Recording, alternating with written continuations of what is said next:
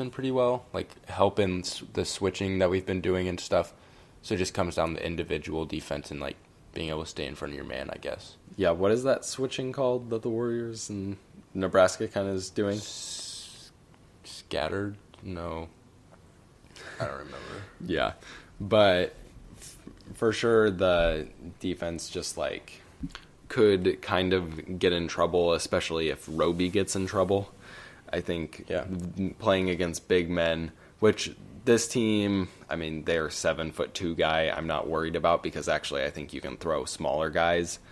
The bigger the guy is, the more likely you are to be able to, like, if he's not super skilled, just go and take it and steal it. And well, I'd like to see us try and, like, especially since they don't have a lot of three-point threats, to send, like, a small guard like Allen or Glenn to just go and try and, like, make swipes at the ball and pressure their guy, make him kick it out. Yeah. Yeah, I wonder, do you think that, I guess, how much zone have we seen? We've seen, like, 1-3-1, basically how they played it last year. Oh, like us playing zone? Yeah. I like when we go to 1-3-1. Yeah, I still think that we should play it a little more often instead of just, like, case by case, actually go and, like, play for 5 minutes in it. I guess there are times when you eventually figure it out. Just, like, even just playing basketball as, like, a kid. It's like, well, we have this one play and we just do it every time and it works. I mean, when we have, like, our super long lineups, that's... Yeah, I mean, that's where Roby becomes the centerpiece. But then he can also kind of do it probably without fouling so much. But that's probably a situation where we can go to that when they can't shoot threes, because that's where you kind of lose out, except for rebounding, too, is always a problem when you're playing zone. That was kind of a problem, at the beginning of last game? I watched like the first 10 minutes live. I was at a ping pong tournament for UNL, but I went back and watched the recorded. But I feel like that's what we struggled with at the beginning of the game, even though they were super short. And defensive rebounding? Yeah. They just had a ton more shots, but obviously they got it fixed once I stopped watching. So hopefully that won't be a problem. Were we bad at rebounding last year? I'm pretty sure we were. Probably. Because, I mean, even, like, Jordy wasn't a great rebounder, and he was by far our biggest guy. But I think the other thing, probably not good when you're talking about maybe your big struggling and also your guard struggling, just kind of what you said with Thomas Allen and Glenn Watson starting together. It could be kind of small to try to be taking those guys on.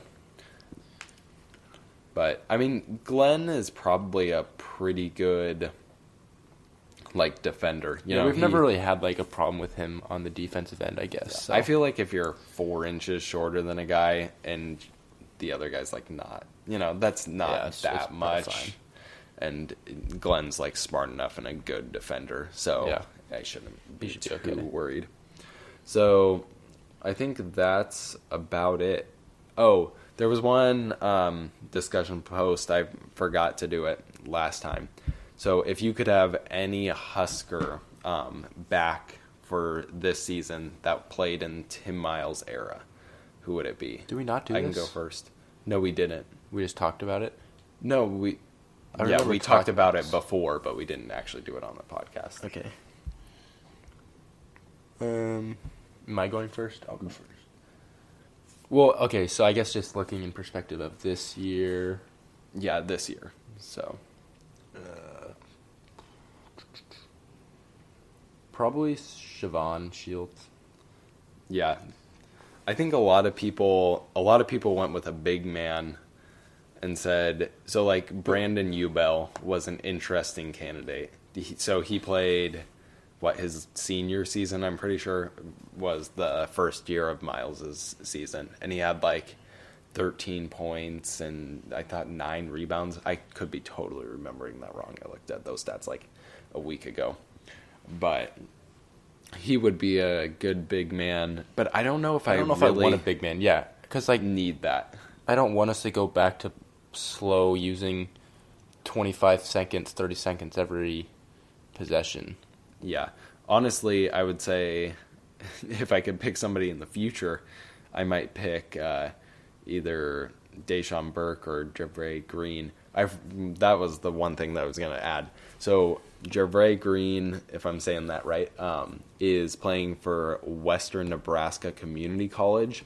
It's a JUCO school, so he's already committed. Him, Mike Adams Woods, who's a point guard, and who's the last guy? Akola Rope, are all planning to sign in the early signing period is that tomorrow, I think. Is it Cole the younger a Rope? Yeah. After we didn't take his brother for some stupid reason? Okay. Well, yeah. So they're all going to sign, I think this Wednesday, or maybe it's next Wednesday, I don't remember. But that's like the early signing period. And Javray has kind of gone off. He started, if you listen to that podcast, he's like a really solid player. He's 6'5", guard/wing. He has like a long wingspan, or maybe he's not 6'5", might be shorter than that.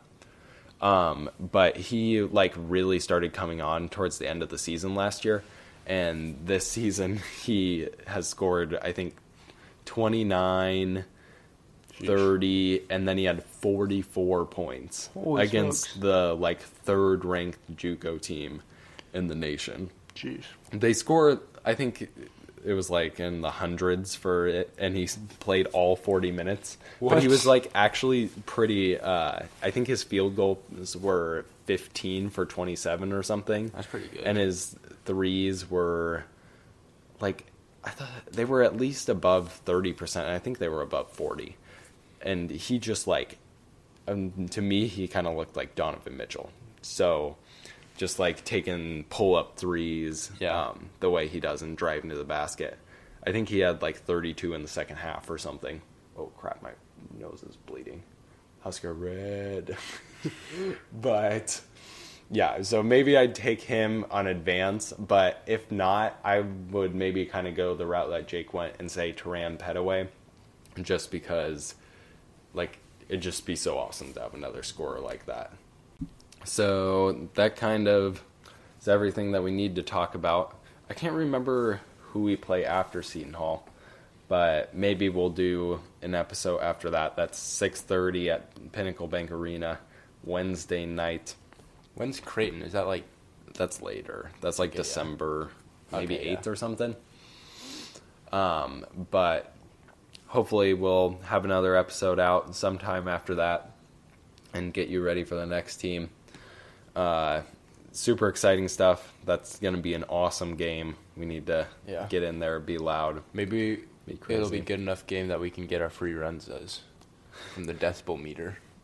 Is that a thing? So like instead of doing like if they win or like score a certain amount of points, like the new thing is like the Huskers get over 95 decibels or something. I don't remember what it is. So low if it's 95. Then it's like maybe it's like 98. Maybe it's 100 or something. It's something in the 90s. Maybe it was like 99. I don't know. Because 95 isn't like so low, but like if the crowd's really getting loud. So like 100 is where it like starts hurting your ears or something. I think it was like 98 or 99. 98 probably. Yeah, maybe it's something like that.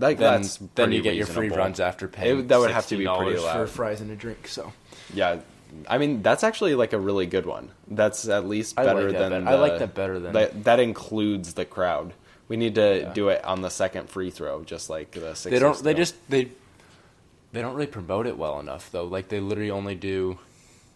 I mean, maybe it's just because they were such bad teams, but they only talked about it like 10 minutes before the game started. Oh, and then they didn't bring it up. It's like during defense. They need to show it on the screen and be like, get your free runs or like when they're shooting free throws or something. I don't know. Yeah, something like that.